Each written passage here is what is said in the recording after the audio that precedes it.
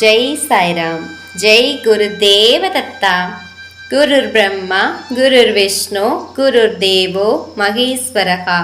குரு சாட்சாத் பரபிரம்ம தஸ்மை ஸ்ரீ குருவே நமஹா. அக்கல்கோட் ஸ்ரீ சுவாமி சமர்த்த லீலாமிருதம்.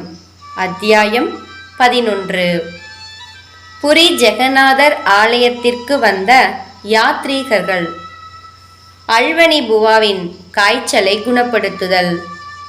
ஸ்ரீ சுவாமி சமர்த்தர் தன் பயணங்களின் போது புரி வந்தடைந்தார். அவர் அங்கு தங்கியிருந்த போது அழ்வனி புவா என்கின்ற பக்தரும் அவருடைய நண்பர்களும் பரோடாவிலிருந்து யாத்திரையாக புரிக்கு வந்திருந்தனர். துரதிர்ஷ்டவசமாக அவர்கள் அனைவரும் மிகுதியான காய்ச்சலால் அவதியுற்றனர். அவர்களுக்கு எந்த மருத்துவ உதவியும் கிடைக்கவில்லை. அனைவரும் இறந்து விடுவோமோ என்ற பயத்தில் தங்கள் நம்பிக்கையை இழந்துவிட்டனர். இறைவனிடம் பிரார்த்தனை செய்வதைத் தவிர வேறு வழி ஒன்றும் அவர்களுக்கு தெரியவில்லை. அப்போது ஆஜானுபாகுவான அதி அற்புதமான தோற்றத்துடன் ஸ்ரீ சுவாமி சமர்த்தர் அவர்கள் முன் தோன்றினார். தாயுள்ளம் கொண்ட ஸ்ரீ சுவாமிகள் அவர்களுடைய உடலை அன்போடு தடவி கொடுத்தார். என்ன ஒரு அற்புதம்! அவர்களுடைய காய்ச்சல் உடனே குறையத் தொடங்கியது. அவர்கள் அனைவரும் குணமடைந்தவுடன் சுவாமிகளை பார்த்து, நீங்கள் யார், உங்கள் ஊர் எது என்று வினவினர். உலகத்தில் உள்ள எல்லா இடங்களும் என்னுடைய ஊர். நான் அனைத்து இடங்களிலும் சுற்றித் திரிவேன். ஆனால் எனக்கு சக்யாத்ரி, கிர்னார் மற்றும் பெனாரஸ் ஆகிய இடங்கள் மிகவும் இஷ்டம். இவற்றை தவிர மாடாப்பூர், கர்வீர், குருவப்பூர், ஔதும்பார், கரஞ்சா, நரசோபா வாடி மற்றும் கானகாப்பூர் ஆகிய இடங்களுக்கும் நான் செல்வேன் என்றார். அழ்வனி புவா வந்திருப்பவர் முன்பிருந்த அதே நரசிம்ம சரஸ்வதிதான் என்பதை புரிந்து கொண்டு அவர் பாதத்தில் விழுந்து நமஸ்கரித்தார்.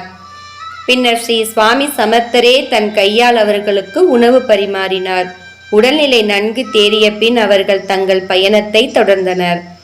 பின்னாட்களில் அவர்கள் அக்கல்கோட்டில் ஸ்ரீ சுவாமி சமர்த்தரை தரிசனம் செய்தபோது தங்களுக்கு புரியில் உதவியது வேறு எவரும் அல்ல, ஸ்ரீ சுவாமி சமர்த்தர் தான் என்பதை புரிந்து கொண்டனர். ஸ்ரீ சுவாமி சமர்த்தர் ஸ்ரீ தத்தாத்திரேயரின் அவதாரம் என்பது அனைத்து இடங்களிலும் பரவியது. பண்டிதருக்கு கண் பார்வை அளித்தல். பண்டிட் என்கின்ற பிராமணன் ஒருவர் பூரிக்கு யாத்திரையாக வந்திருந்தார். அவருக்கு பிறவியிலிருந்தே கண் பார்வை கிடையாது.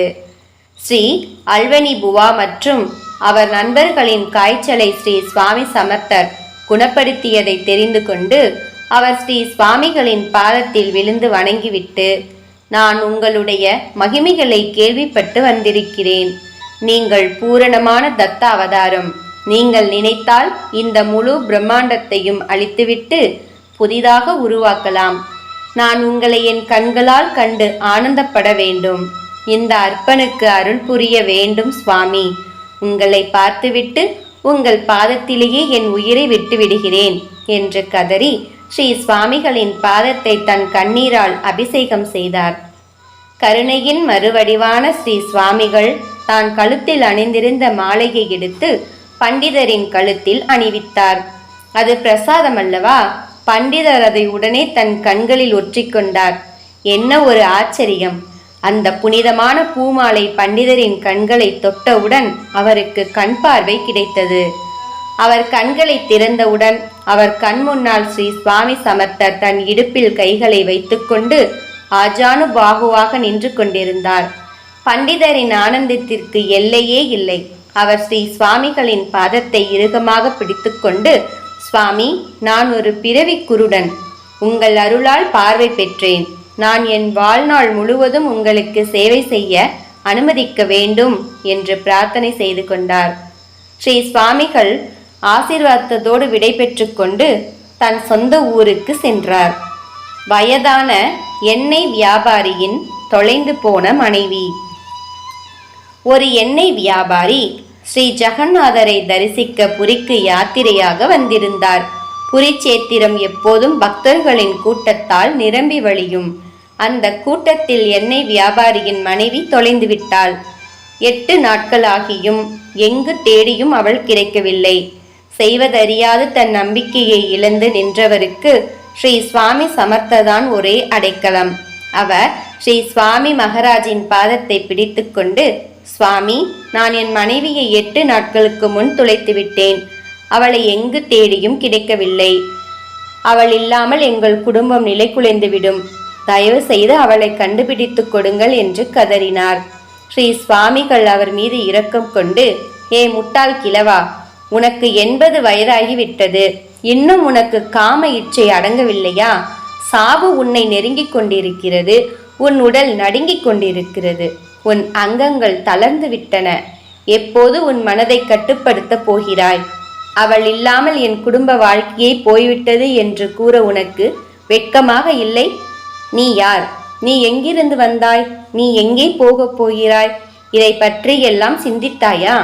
இந்த மாயையில் கட்டுண்டு இருக்காதே. நீ என்னுடைய பழைய பக்தன், மறந்துவிட்டாயா என்று கூறிவிட்டு அந்த கிழவரின் நெற்றியில் விபூதியை பூசிவிடுமாறு தன் சேவகன் ஒருவரிடம் கூறினார்.